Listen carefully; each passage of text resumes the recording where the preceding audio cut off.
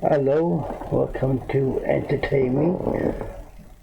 We're going to start something new on a Sunday after Harbour's weekly video. This will be a Sunday treat for most people. It's going to be a comedy time. Hopefully I'll get it up there and we get some comedy Sunday going. This is from 1979. It's a TV show. This is the pilot of it. This is Not the 9 O'Clock News, Series 1, Episode 1. And we know the four people from the Not the O'Clock News were Mel Smith, famous British comedian, Griff Rhys-Jones, famous Welsh British comedian, which Mel and Griff Rhys-Jones went on and had their own shows later on. Because Rowan Atkinson, Mr. Bean, famous for Mr. Bean, Blackadder and other things, and of course Pamela Anderson, the fourth member, is famous not just for being American, but actually being married to Billy Connolly, the comedian as well. This is the pilot episode. It's not one of the best Not the O'Clock News programs, but it was the pilot, so you know, it's a bit hit and miss in places. We're going to watch it now, and with a bit of luck we'll follow up with a few more episodes of this show the next few Sundays onwards. It's comedy, 1979. I hope you enjoy it, and at least give it a go and see what you think. British comedy, 1979, Not 9 O'Clock News.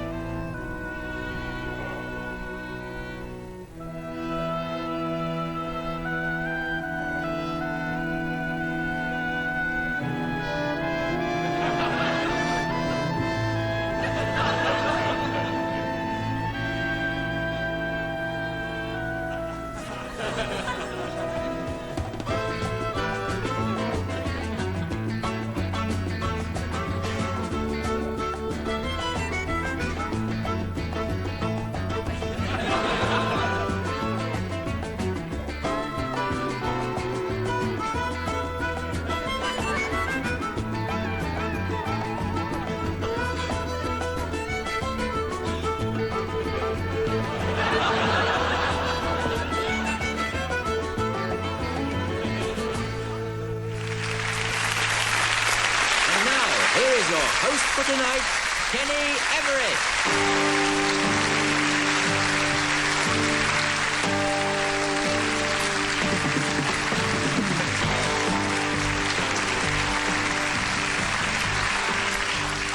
Well, good evening, fans, and welcome to Not the 9 O'Clock News. Yes, the BBC and I have settled our old differences, and they've decided to give me my own show, as long as I don't say the word pubes. All right, that's it.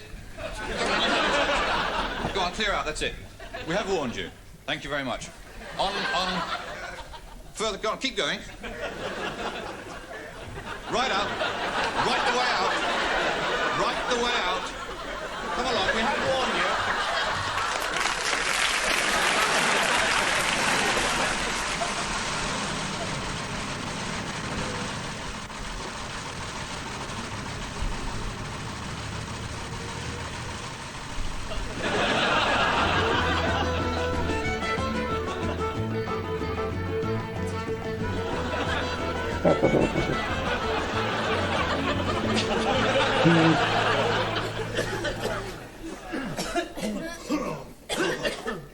Right, shut up.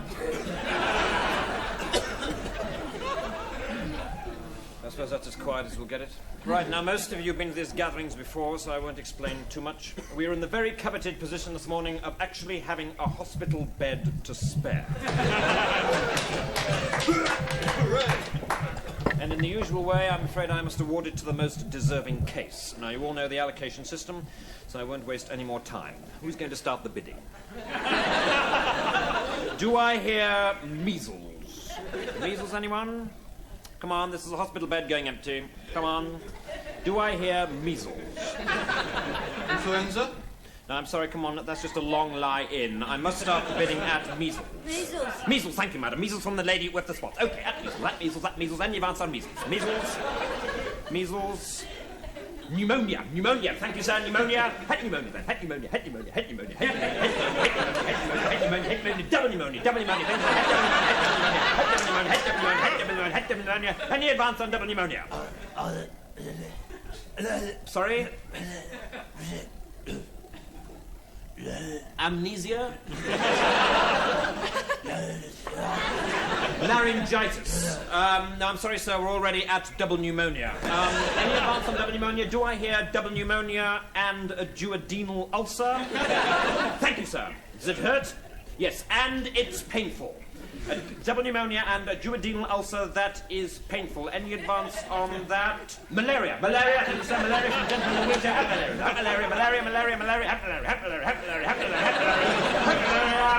Come on, malaria, come on. It's not exactly terminal. Come on. Malaria.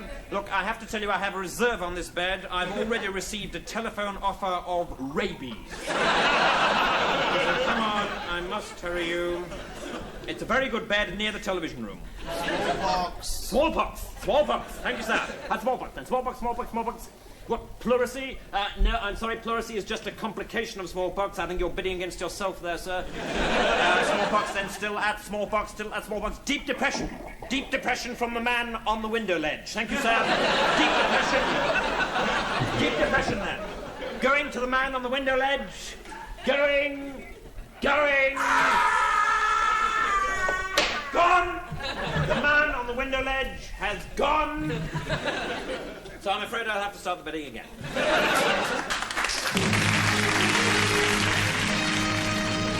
One man captivated a generation. You've seen him on TV. You may even have read his book. Now, see the film.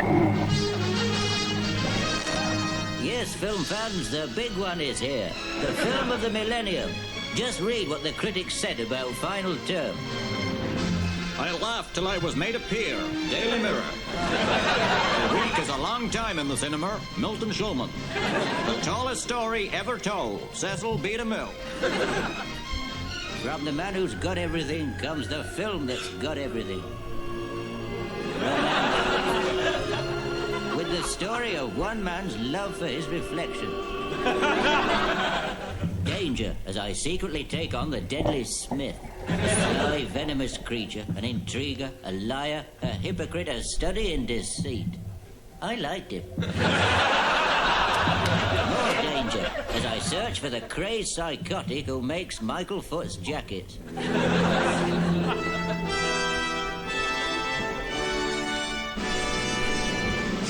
Diplomacy, as I persuade the Israelis to hand back Golders Green. Comedy, as Jim Callaghan becomes Prime Minister. Oh dear.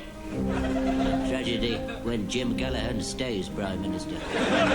Starring Lord Goodman as the Butter Mountain, Roy Jenkins as the Tory party's mole, and Shirley Williams as the fairy doormat.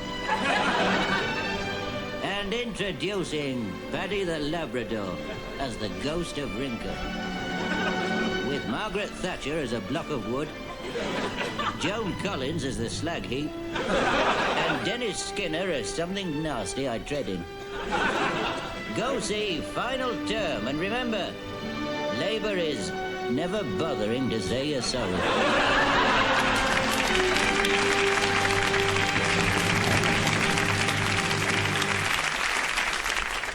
It is a provocative sort of show, isn't it?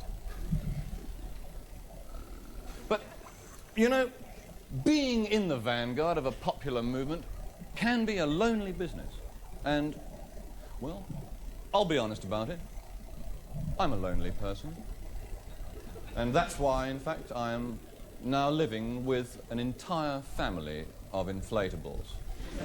You know these inflatable dolls that you can buy in sex shops and blow up and stuff? Well, blow up and stuff? Well, after all, that's what we're here for.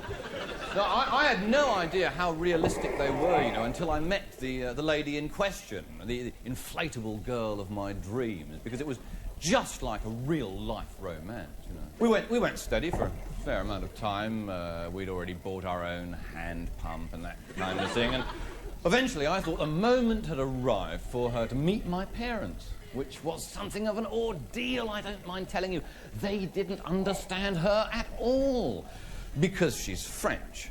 And because my mother has very, very rigid ideas about dress. I mean, she almost insists on it, really. Father, of course, father came to terms with her inflatable nakedness much more often. Really. No, because my father is himself partially inflatable. On my mother's side. Think about it. And I think the first sign I had that these inflatable dolls are so much more realistic than they ever used to be, as indeed you'll remember, was when she got pregnant. That was the first hint, really, and then the phone bills started coming in. Our inflatable mother came to stay, and as I say, the whole family now are at home blowing each other up presently. In fact, we just had this... well, I shouldn't laugh, really, because it was quite a tragic incident earlier today when my inflatable father-in-law, who had a good deal of trouble on the flight over from Paris, what with the pressurised cabin and so forth. You know, the stewardess thought he was making advances at her all the time. I'm thinking of fast forwarding it, he's terrible. And he was just under a great deal of pressure, that's all. And this morning, I heedlessly took my inflatable... Oh, I know he's a famous comedian, went on to do better things, but I can see why he didn't continue with this lot. Father-in-law off to see an acupuncturist for treatment. Oh, dear. His last words, you know...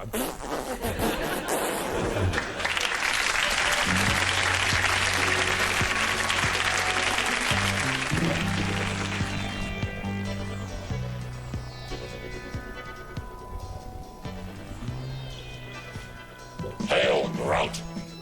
Hail, Murray. What news from Earth? Good news. Our infiltrator is now accepted by the humans as if he were one of their own kind.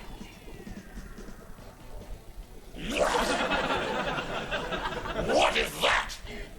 It is he. He looks almost human. He to lead the people of Earth into a new age of discovery and enlightenment?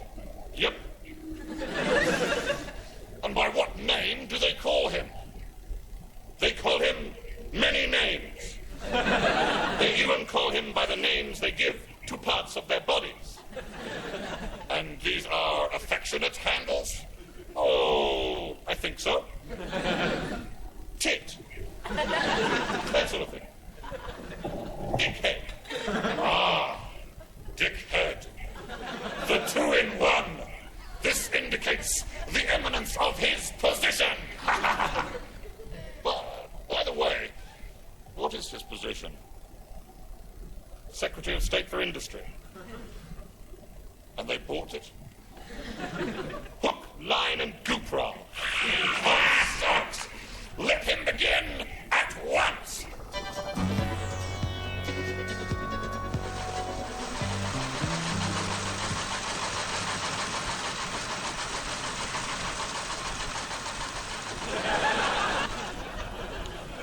At 3:47 a.m. on the morning of October the 3rd, 1979, a chicken left this building. It wandered down the road there, across there, wandered back over here a bit, and then went back inside these gates behind it. The time was 4:02 a.m. and the repercussions are still raging. For it is here we now know that animals are specially bred, not for scientific experiments, but for something far worse. To be eaten by human beings.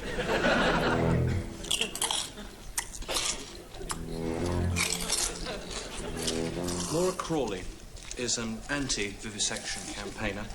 She runs an animal sanctuary here at Sunnymead Farm. Laura. Yes. Well, we get quite a lot of escapees here, but some of them reach here in a shocking condition. The cow and the bar lamb here, for instance. The cow was barely able to... Did I say Pamela Anderson earlier? Of course, I meant Pamela Stevenson. Is married to Bill Coney. Well, not Pamela Anderson, Pamela Stevenson. Can't remember what I said now. You can see, not a feather left on her. These seem to be doing terribly well, Laura. Oh, yes, but I mean, you should have seen them when they came in. I mean, unless we'd rescued these poor darlings, they could have been sautéed by now. Or drowned in a sauce forestier. But I mean, Trevor, look at this one. I mean, he'll never walk again.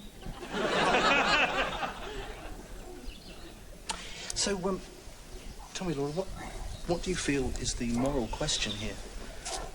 Well, Trevor, it's not just the suffering, the cruelty, and the sheer brutality of it that upsets me.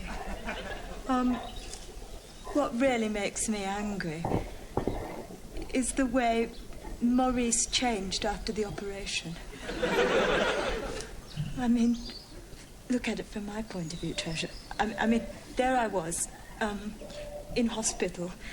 I mean, he came to see me. I mean, I blew it, actually. I mean, obviously, I was very depressed. But, I mean, can you see any reason why 3 women, right, who love each other can't have a perfectly valid and nourishing relationship with their child? No. Or, in fact, why 3 children should create a perfectly valid home for me? No, absolutely not, Laura. No. I mean, face it, Trevor. I'm a lonely woman. And that's why these animals must mean so much to you, Laura. I think he likes you, actually. Lovely. Lovely is. Animals are loving, kind, affectionate. See, look at these babies. That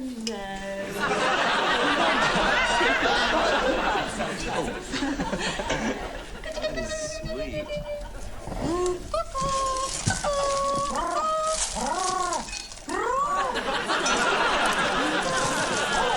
Max von Tirpitz is a self-confessed professional farmer.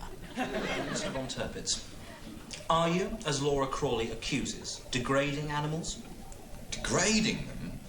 No, I don't think Miss Crawley's quite got the picture, actually. We are murdering them, yes. Do you or do you not, Mr. Tirpitz, admit that the slaughter of these animals is a revolting and inhuman practice? Oh, yes. I'm sorry, but I must pin you down. I mean, some critics have described you personally, and I quote, as the sort of blood-stained troll who would gnaw the flukes off a sperm whale. Sperm whale. Do you accept that? Oh, yes. But Laura Crawley and her lobby are not satisfied with such glib disclaimers, and they have taken their fight onto the streets. With her local branch of the RSPCA, she's formed a vigilante group which carries out spot checks on animal trafficking, returning the victims to their natural environment. Another victory in the battle for animal liberation.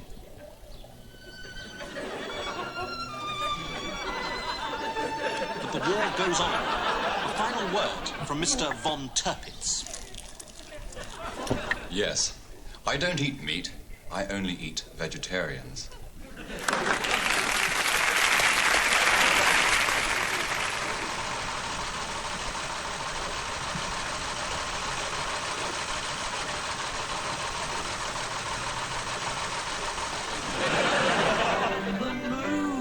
On the move, we're on the move again.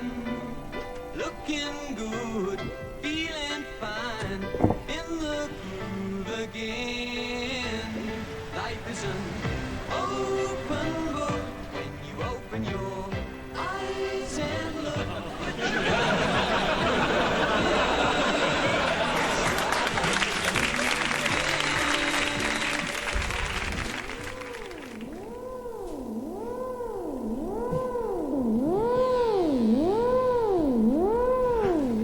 Times, really. Take the Times. If you want real tragedy, look at the people, the old sods hanging around waiting for the Times to come back so that they can get a decent obituary. You know?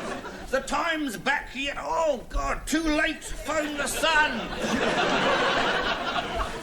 Right, it's this big one at the front, is it? Big's working for Linda Lovelace, eh?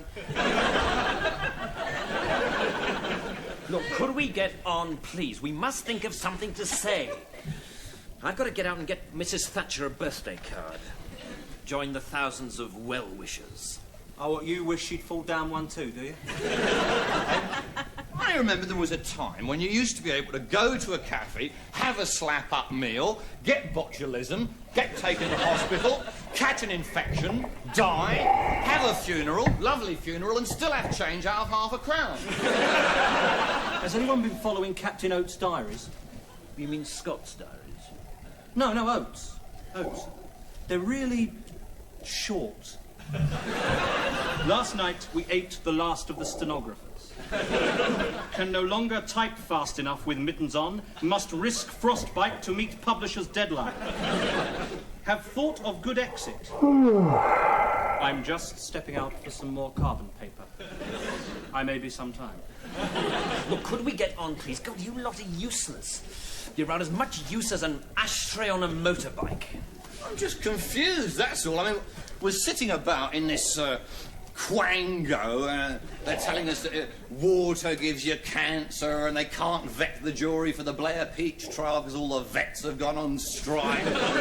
Michael, what's his name? Edwards. Michael Edwards has given another ultimatum to British Leyland. I mean, he's only got 15 left by now, I should think. What happens if British Leyland closes down? Who'll make Mrs. Thatcher's frocks? Right, yeah. I'd bought an Allegro, 100 yards and the zip went. Could we get on, please? I've got an urgent rant with Lord Carrington tonight. Oh, yeah. Lord Carrington, the Tinker Tailor of the Tory party. The what? Well, can you tell what he's on about? I think I can see where it's all leading. Genetic experimentation, that's the thing. I honestly do not know what all the fuss is about. There's been almost no advance in genetic experimentation over the last 30 years. And anyone who says otherwise would need his legs examining. Now, excuse me, good night.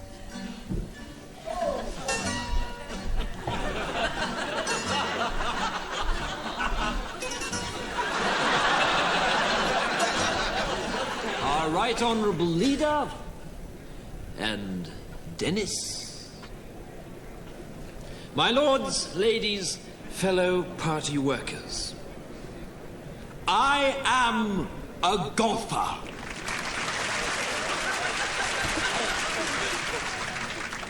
But I'm also a Conservative, and the Conservatives are back in power. What a wonderful word. But with a new initiative, and above all, a new style. And we are mostly concerned with two main issues. Firstly, immigration. Now, people really do get this party wrong every time on this issue, don't they? We don't think immigrants are animals, for God's sake. I know a lot of immigrants personally, and they're perfectly nice people. They're black, of course, which is a shame. But honestly, some of them can do some jobs almost as well as white people, and we acknowledge this. Now, a lot of immigrants are Indians and Pakistanis, for instance, and I like curry. I do. But now that we've got the recipe, is there really any need for them to stay? Conservatives understand these problems, you see. Like we understand young criminals, another very emotive issue. This party feels that we've been just a little too soft on these bastards. Mr. Whitelaw has spoken of the short, sharp shock treatment and his introduction of the 24,000-volt electric chair to 2 Home Office detention centres begins next week. On a purely experimental basis, of course. If it doesn't work, then of course we will be more than prepared to revert to the old liberal, wishy-washy, socialist, nigger-loving, red, left-wing, homosexual, commie ways of the recent past. But please, let's have a chance. It may be a tough road, we know, but don't forget, it is easier for a rich man to pass through the eye of a needle than it is for a camel to...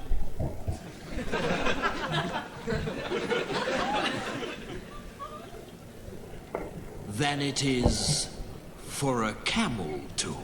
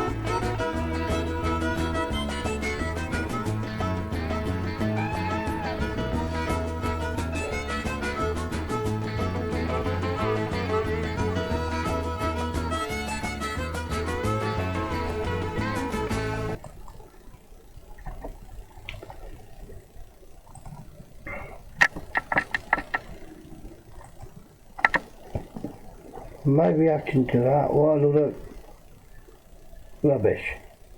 Really, wasn't it, you know? Luckily one of those people didn't stay for the rest of the series. I think that's the only one he did do. It was a pilot episode. There was one or two funny bits at the beginning, but some dragged on, some wasn't funny. Towards the end, Rowan Atkinson doing a toy speech was perfect, because that is what you get with toys. Say them more. Hope there'll be another go at me on the comments below, because I'm not a toy supporter. I think terrible government. Then, back in '79, we've got a terrible government now. Well,